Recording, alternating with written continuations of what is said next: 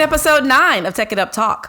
Tune in to a discussion with Miss Tabitha Delley, a middle school math teacher who leverages technology to support her instruction and also shares challenges she's faced and how she finds creative ways to make an impact with her students. You ready? Here we go. The Tech It Up Talk podcast aspires to educate, inform, and inspire educators from teachers to school leaders on tips, tools, and resources to support the integration of technology into classroom instruction. You're listening to Tech It Up Talk with Dr. Mac, your host with the most passion for supporting educators from teachers to school leaders with the integration of technology into instruction. In today's show, I have a classroom teacher who will be sharing her experience, her challenges, her best practices, and using technology in her math classroom that of course can be also applied into other content areas. And many times on the podcast, we hear from instructional technologists, we hear from specialists, principals, and other leaders in education. So I'm excited to talk with a teacher who is in the classroom working directly with students during this pandemic. And after all, this podcast is all about supporting teachers and leaders with the end goal of supporting our students with positive outcomes and effective learning experiences. The voice of a teacher is necessary as they are the first level of support for our students. And my guest today is an awesome teacher who I often see going above and beyond for her students and creating amazing learning experiences through the use of technology in her math class. So I'd like to give a warm welcome to my guest, my special guest here, Miss Tabitha Delley. Hello. Welcome. Thank you so much for joining me today. I'm excited to have you here, hear your voice, and just to share your experience with other educators out there. So go ahead and take a moment to introduce yourself and tell us a little bit about your background. Okay, I'm Tabitha Delley. I'm a graduate of the University of Texas at Austin. Graduated with my degree in business marketing, left college and went into substitute teaching, and that just sparked my passion for education. I've been teaching math for 7 years now. I started in 6th grade pre-AP math, moved to 8th grade algebra. I think 8th grade algebra is probably the best spot to be in the math classroom. And also I got my master's from the University of Texas at Arlington in curriculum instruction for math. And I've coached cheerleading. I've coached basketball. I'm on the tech team. I do a lot at my school. So I'm excited to be here. Oh, it's interesting that you said that because, I got my start similar to yours. Like when I was in college, I got my degree in chemistry. And so I wasn't looking to be in education at all. But when I had my son, I kind of switched careers. And so while I was pregnant with my son, I was a substitute teacher. And so I would sub, and that actually sparked my interest into becoming a teacher as well. So that's interesting that you say that. And also I was a cheerleader coach too. Okay. We have some things in common, right? Yes. So I hear you're doing a lot of things, which is really cool. And I'm glad to have you. We need educators like that out there that's doing different things and connecting with our kids. And so, but the goal for this episode is really to discuss your experience and your challenges that you may have faced during instruction and some best practices for technology integration that has worked for you. And of course, as we know, COVID-19 has had a major impact in education right now. And so many teachers have had to rapidly adjust their instructional practices, their instructional schedules from either face-to-face instruction to a virtual environment to hybrid and or concurrent teaching environment. And so your knowledge and your experience can definitely help better inform other educators to enhance their instructional practices, their systems, and their functionality during this time period. I want you to start with just sharing, due to COVID-19, like what was your experience like in transitioning your instruction? Well, with me being in the algebra classroom, I kind of had access to Chromebooks before a lot of other teachers. So I already had access to use the hub, which we use in the district. So I already knew how to use that. So that I was lucky with that. But it definitely was a huge transition because my classroom is very collaborative. I love for my students to be in groups. They sit in groups. I only do rows for testing. And I love for them to interact with one another. I actually prefer them to talk to one another before they come to me for help, because I feel like if they're able to talk and teach one another, then that means they know the content. Right. And Actually, so, for me. so it was definitely a huge adjustment from going from being so collaborative to finding assignments where they are still meaningful piece, because now that they're on the camera, they're very shy. They don't want to talk to one another. They just want to do their work on their own and just that's it. Right. Yeah. And so like when you had to change, so you feel like it didn't, has had a major impact in your transition when schools were quickly shutting down, or was it easier for you? It was easier for me because, especially since when schools originally shut down, it was in March. So I already had that relationship with my students, and I've already started putting them on the computer doing different things. And so, but I made myself available. I had appointments if they wanted to talk to me one-on-one. I did live classes if they needed to. And I just made sure I had like anchor charts up. I had videos. I had so many different resources for them that it was an easy transition for them. Okay, great. And so with that, did you face any challenges with the pandemic? So what happened like after you had to now switch, especially in March with the shutdown, to virtual instruction? So what were some of the challenges that posed at that point? Definitely time management, learning that all over again. Because, once you've been in the classroom for so long, you have the worksheets, you have the activities, you're like, okay, I need these copies. And now it's like everything is on a computer. And obviously you're not going to do the same thing that you did in the classroom. So trying to find a balance of giving them like an ordinary worksheet and giving them a different activity and making sure they still understand the content and are able to retain the information. And also it's just missing that, being able to truly build that connection with the students and being able to see their face, because sometimes their face is what tells you if they really understand it, because they may be doing the steps right, but they're still not 100% sure, but you can't see their face now. You feel social cues. Yeah. Right. So I think that's probably my main challenge, is just trying to find that balance of fun activities, but also, okay, you still have to do some drill and kill.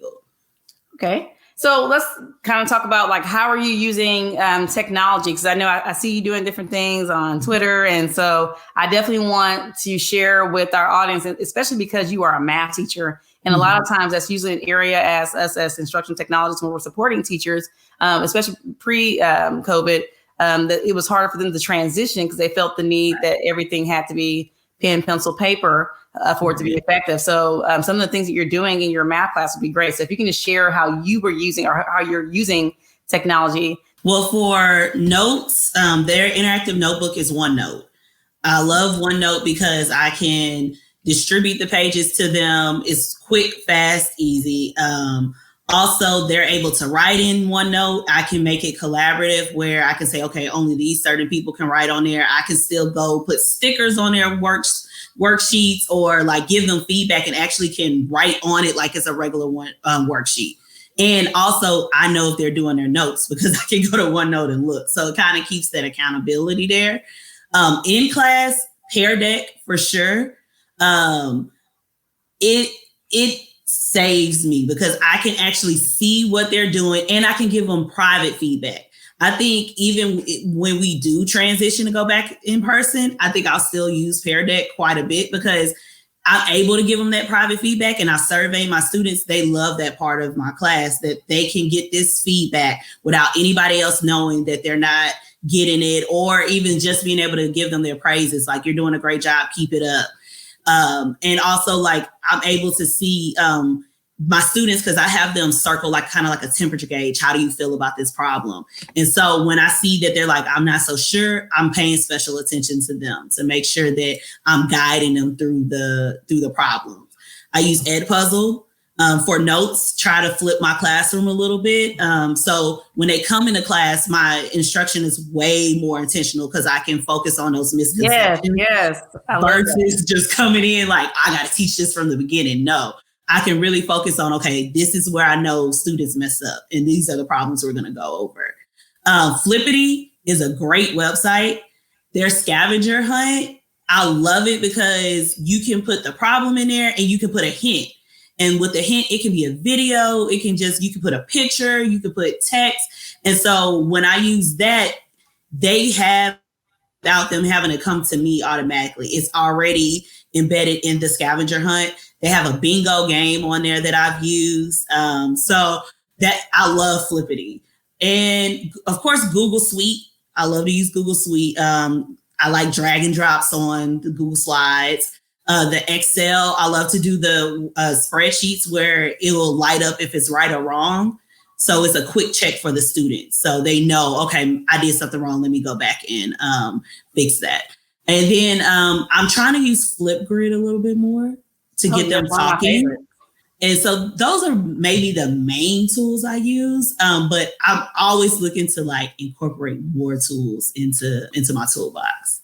No, like you're definitely using a lot out there, even just starting with the OneNote. Like I love the OneNote because it is collaborative. You can see what your students are doing in real time. And because you're in the math classroom, and they do have the features where you can write the text. And one of the things, I don't know if you tried it yet, that I found in OneNote that was really cool was the math assistant, and where, so where you can like give a question. And what I like about it is that it could be an intervention for students who are struggling with something, and it can automatically generate those similar questions to support them.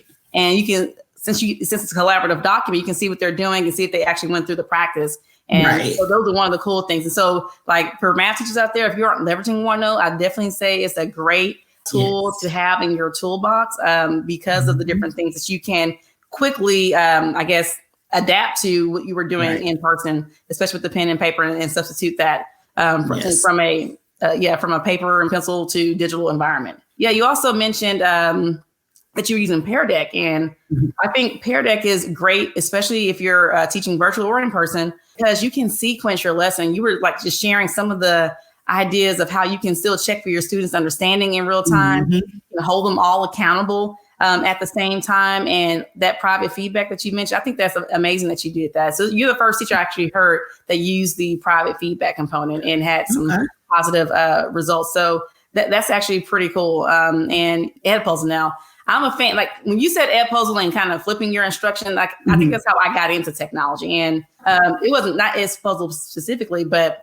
the idea of kind of maximizing your instructional time, because you said to be intentional and purposeful, and you can pay more attention to what the needs are versus doing this whole group teaching all over again. So they come in with some type of background information where you can really provide better support for them. And so these are, you may say these are just a few tools that you're using, but these are some awesome tools. And, you know, a lot of teachers may not have that many. They're trying to stick to one way of doing things. And so all the things you're doing is awesome. And so the Flippity, I saw that one, that assignment you did. So I guess I saw something on Twitter where I think it was a Flippity and they had to unlock, was that where they had to, okay.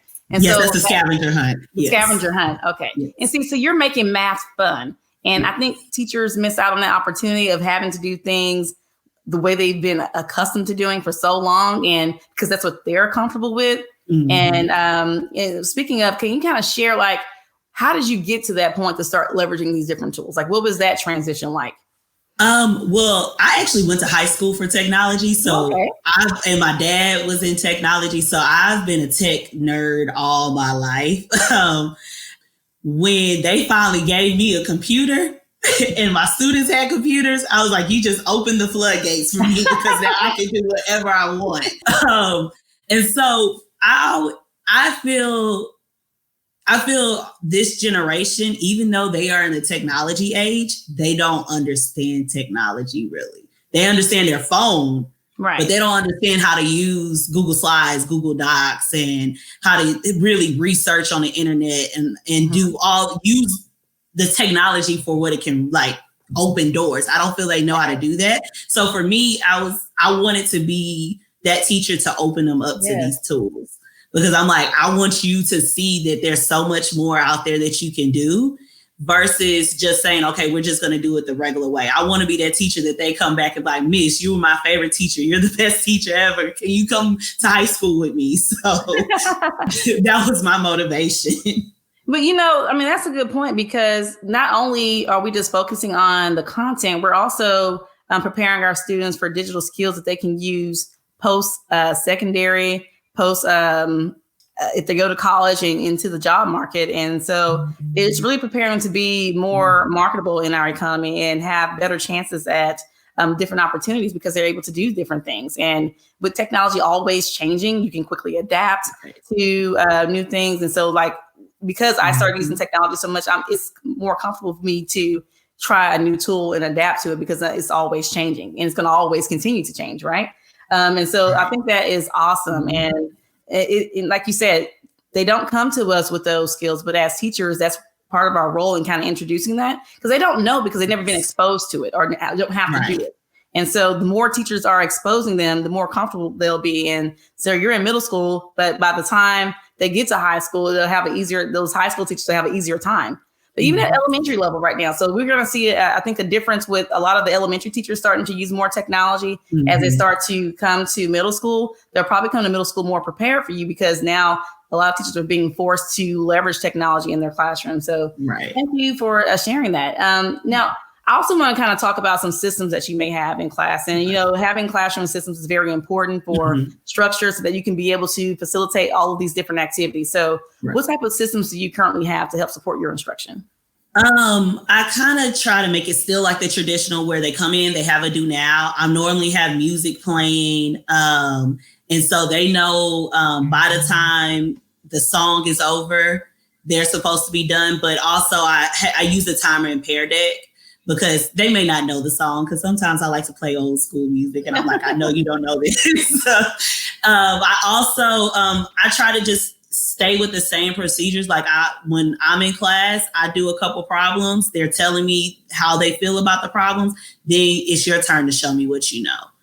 And then, okay, now I'm doing something. Now it's your turn. I kind of keep that same routine just to make sure that they know, okay, this is how it's going to flow. My work is always the same. They always have a learning path in the hub where it has videos, it has examples, it may even have anchor charts in there, and then their assignment. So if they miss class, that not only can they watch the recording, they can look at the learning path and still be able to get what they need. Other systems is they know I talk to them, I keep them up to date. My agenda slide always has, okay, this is what's coming up and this is what's due today. So it is pretty much like a regular classroom. But now I have more access to them. So they're able to send me messages and I'm able to send them like an announcement, like, okay, guys, don't forget you need to do this. And I'm able to follow up with them, especially if I see a student was struggling, I'm able to follow up with them privately if I don't have time in class. Right. And so I like that. So I heard a few things in that. And so the first part you talked about was automating your system. And so what I'm hearing you say is that when your students come to your class, they don't have to necessarily wait for you to start the instruction. So you have a process that even though you're playing music and kind of bringing that joy factor to your students, that they already know what to expect. So we're not wasting instructional time at this point trying to get started. And I see a lot of teachers trying to wait for everyone to get in to start the meeting, and you start losing that instructional time. So automating your classroom is definitely beneficial. And then you talked about the hub, which I know is, for those who are listening, that's their learning management system that they're using for instruction. So if you're in whatever learning management system you're doing, she's saying that you can leverage your learning management system to have a system in place and communicate with your kids and send messages, make announcements. So even if we weren't in the situation before COVID, these were still best practices you could do to really enhance what you were already doing. So often we rely on the live component of instruction for our students to have access to, and we don't think about how we can really capitalize on the technology to kind of extend ourselves beyond our classroom walls. And so I definitely appreciate you sharing that. Okay, so we can move on to what type of support, I guess, do you have access to kind of help you? I mean, I know that you are in technology and you're probably researching different tools that you can use, but what type of support do you have to kind of help support you through the process? Well, I have my bills coach, Ms. Hurst. She does a wonderful job of helping me, and I'll send something to her like, have you seen this? Do you know how to do this? I need to learn how to do this. Okay. And then she's like, I'll get back to you. So she's been a great support. Actually, my other tech team members, they're great too, because it's some things that I may not use as much and I can go to them and we bounce ideas off each other. Like the biology teacher, we're always talking and she's like, oh, I didn't think about that. And then she'll give me an idea. I'm like, I didn't think about that. And then also the magnet coordinator at my school, she's a great person for me to be able to just go talk to. Like, I just need someone to hear this and tell me if my thinking is right or tell me if I need to like change something. And so they've been my main support with everything. And so it's awesome that I can have that, because I know everybody doesn't necessarily have that in their corner. But and then also just the fact that, you know, in my school, they let us do our lessons, like, you know, they give us the time to plan and they're like, okay, look, we want you to, the only non-negotiable is you're using Pear Deck. That's the only non-negotiable they have for us. But everything else, they're like, we want you to run and do what you can with your students and, you know, do what's best for them. Right. I like that. And so I hear you say you have a coach. And so and some teachers may or may not have a coach that they have at their campus to support them. But I also heard you say that you connect with other educators at your school that aren't necessarily in your department. And so having that personal learning network, I think, is really important. And, you know, just me seeing you on Twitter and seeing other teachers on Twitter and even using Twitter as a part of your personal learning network to get bounce ideas off of and have those conversations. And also being humble enough and vulnerable to say, hey, I still need to learn some other things, or I'd like to see what you're doing, get some feedback so that you can give your best self to your students and give a better learning experience for them. And so I appreciate that. And I hope our listeners can kind of take that back and say, you don't have to be an island by yourself, and that you can have the support and reach out, whether it is directly at your campus, whether it's connecting with someone like us. Of course, we're going to share our information. They can connect with us on Twitter, Instagram, or wherever you guys are in the social media world. But finding that personal learning network, I think, is very key for teachers to help support them, especially during a time like now. Yes. So speaking of our time now, so like we're in a pandemic. And so I want to know, and I kind of want to ask this question to multiple teachers, but I want to know, how do you feel the pandemic what impact has it had on your instruction? Do you feel like there was a positive or a negative impact? I feel like it's positive in the sense of, like I told you, I'm way more intentional now with my lessons because I know most of my students are virtual. They don't want to sit there and listen to me talk that long. So I'm way more intentional with what examples I'm doing, what assignments I'm giving, because I can't give them homework like I used to, because they're already sitting at home in front of the computer this whole time. And so it's definitely made me reflect on my personal instruction and what I'm doing. And so I feel like it's positive in that sense. The only negative I see is I feel like I'm too available now. I don't have that. It's hard for me to have that cutoff. Like, my students send me a message on the weekend needing help, and I'm like, okay, I don't want to, but I'm like, no, I want to make sure they got it, they understand. And so then I'm always on the computer or on my phone. So I really have to find that balance. I'm getting better, because I told the students over Christmas break, I said, look, I'm taking the break. Do not send me a message. I said, y'all are taking a break. I need a break too. I said, we can talk when we go back on Monday. So that's just, so it's both positive and negative. Well, yeah. So, I mean, and that's a real thing. I think a lot of us, no matter what field you're in, are experiencing that we're finding ourselves on the computer. I feel like when we were shut down and no one was going to campuses, that I was on the computer all day, all night, didn't take a break. And I was working harder than I've worked before prior to the pandemic. And I think that's, a lot of people can resonate with that, and having to find that balance and still take care of ourselves so that we can still be our best selves for our students. And so I think that's awesome that you shared that, because that's a real reflection of our current time and trying to figure that out. It's a new normal. And I know when things settle down, that I don't think we're going to see education the way it was before. It'll be completely enhanced or look a lot different and see different opportunities. And so I think that's some of the positive things that I've noticed. But I was always curious on what a teacher would feel about the pandemic and their instructional practice. So thank you for sharing. And so we're going to move to our next segment of the show, which I like to call Get Your Tech Together. And so in this segment, I just want you to share some specific tools that you think that other teachers should have in their digital toolbox. Pear Deck for sure, especially math teachers, because I know you want to see their work. Pear Deck for sure, and Puzzle, because you don't even have to make the videos. It's so many videos out there. And then a lot of time they already have the questions embedded in there. So you don't even have to worry about having to make up the questions. I definitely think you should know how to work at least Google Slides, Google Docs, because if you want to do a presentation with the students, especially when they're using Chromebooks, the Google Suite is a lot easier to use than the Microsoft Suite. And then OneNote. I definitely suggest OneNote because, like I said, it's a great tool. It's quick. It's like, one thing is in class, we're used to passing out copies. OneNote, you're able to do that. If you were like, oh, I need to give them this, you can just put it in OneNote and distribute it to everybody. So I think those will be the main tools, in Google Forms, because people don't understand how great Google Forms is. Because, we make mistakes sometimes. And if you make a mistake, you can go back and fix the answer key and it automatically changes the grade for you.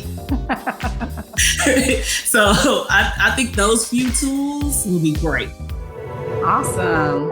Okay, well, let's go ahead and move to our Tech Smackdown, our last part of the show. And before we go, pretty much in this segment, what we do is just provide tips for teachers to support each other. And so it could be either technology or it could be a best practice or just some encouragement, if you like. So I would like you to share some of your tips or your top 3 tips that you think other educators should hear in support of their instruction. Okay. Well, one, I feel you definitely should build a relationship with your students, especially in a time like this. Just really get to know them. That first week of school, I spent the whole time doing getting to know you activities. I didn't do any math instructions. It was all getting to know you, like what's your favorite things, what's your favorite type of music, and them getting to know me as well.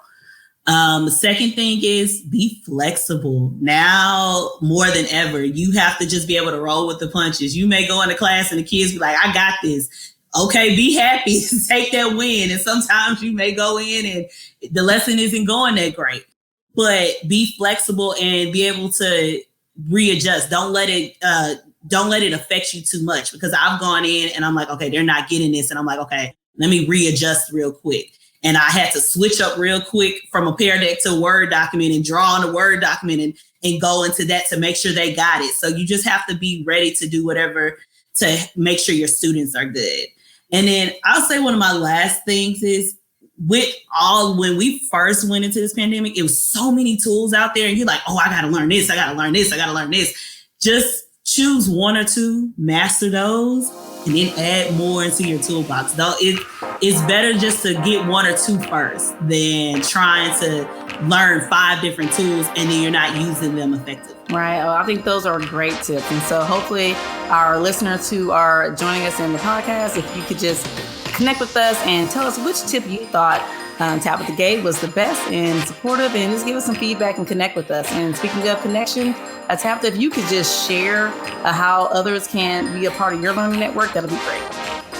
Yes, you can contact me on Twitter at Miss Delley. It's on the banner, it's MSDELLEY.